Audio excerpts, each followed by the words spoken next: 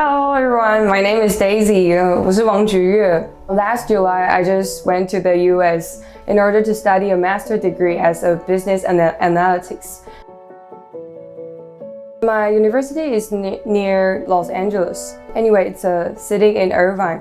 So about my school, there are 150 students in my program. And mostly they are from India and China, and few of them from Europe and the local in the US.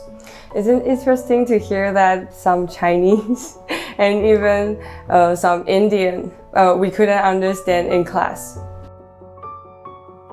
So the biggest difference is about during the class, professors are really friendly so that they say, you can interrupt me in class in order to ask questions anytime.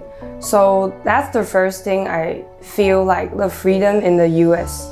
In addition, while the professors are teaching in class, they really take emphasis on group discussion. They will say, okay, now we have 10 minutes. Start with a group of 3. And then discuss some questions. And then the next part is for choosing a person to stand on stage. So that's really a free discussion and some lectures during the class. So that's one particular cool thing in the university. And the next part is the professor really likes to stimulate our imagination, because my major is about analyzing data. So we need to come up with many creative ideas to analyze which thing, for example, the future of Meta. That means Facebook, Instagram, etc. So about another part with students. The first thing I spend lots of time adapting to the culture is about small talk. The first thing we'll hear is, how are you today, Daisy? And I was my mind went blank, how I'm going to answer. I spent 3 weeks to adapt that. I would come up with some daily I just went to the grocery store, or I feel good, so far so good, thank you, how are you? As a response. So because my personality is really shy, that's why it took me that time to adapt to it.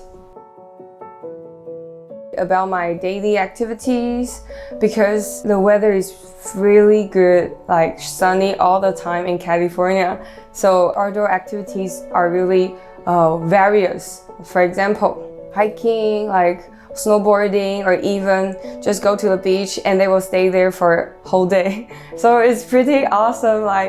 You will feel the time is slow and you just enjoy the view and the moment, the ocean and the scenery.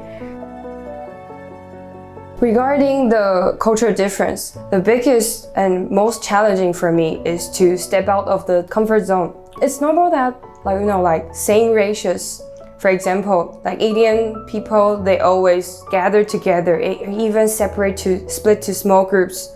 So do Chinese people. For us, I mostly hang out with people from China or from Taiwan or even from Vietnam. So I encourage myself hey Daisy, you can do it. And then the next second, I just walk to local people from the US or from New York. So I just chat to them, hey, where do you come from? Or even what's their background? So this courage comes from my former experience in volunteership. We used to serve in TED Talk speeches, so which is ATC. And I have more courage than other people so that I can step out of the time zone. I have different groups of people. I really like to social or even just chat with them. So it's really rare for people to do that, because I noticed that some Chinese people, they just want to talk Chinese in class. They aren't willing to talk English, but it still depends on different people. So no offense.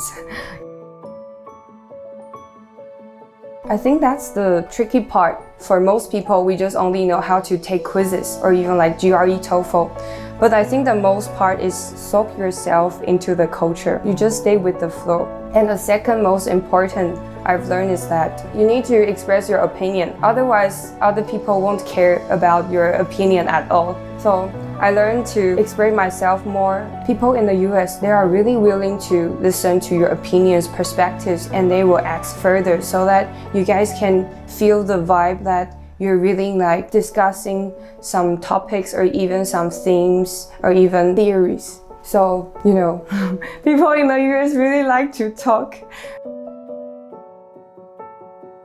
And the last part I want to recommend or offer some advices to anyone who wants to visit the US. The famous part for the US and the amazing part is that they are really free and chill. So don't be afraid, just embrace everything. Like don't think too much. English is a language really straightforward. For the first sentence, you just say, I'm sad, I'm happy. That's an easy sentence, but you can just express your feeling. And they will say, even ask other questions, regarding after your sentences. So step out of your comfort zone and embrace the culture. Because in Taiwan, we have so many frames or even images to break through. But in the US, my experience, like after a year, like this moment, I feel more free to express myself. And even I talk things more straightforwardly, which my Taiwanese friends aren't adapted to it. So embrace the culture.